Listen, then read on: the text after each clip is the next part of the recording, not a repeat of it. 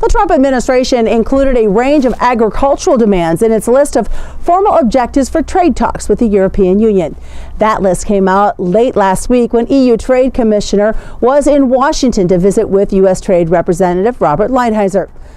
Malmstrom reiterated the last week of the EU will not be negotiating on agriculture. However, Reuters notes that if the wide-ranging trade deal is to be accomplished, something will have to give. The administration wants to bring down tariffs and non-tariff barriers to agricultural goods and are a result of the European skepticism about American agricultural practices, especially when it comes to biotechnology. Well, the trade representative has so far refused to say how the ongoing partial government shutdown will affect operations. Political sources in the administration and industry sources say the office likely starts furloughing employees as early as yesterday. Treasury Secretary says that the shutdown likely won't affect a visit by the Chinese vice premier, which is set for the end of the month. A Chinese delegation is scheduled to visit Washington, D.C. on January 30th to continue these trade talks.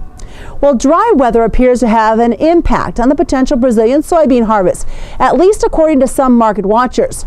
A weak El Nino pattern brought dry weather to central and southern Brazil in December.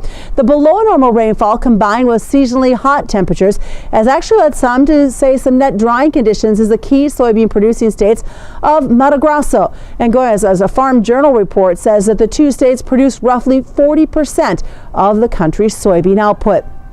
Now, the net drying conditions are seen by market experts as trimming the region's potential soybean harvest.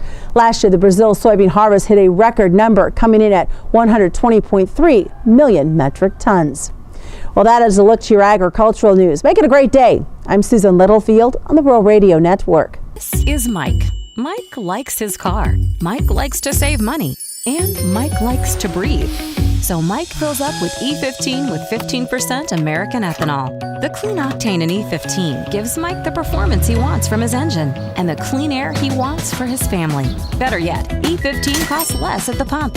Higher octane, cleaner air, lower cost. E15 sure gives Mike a lot to like. Discover E15 with American ethanol.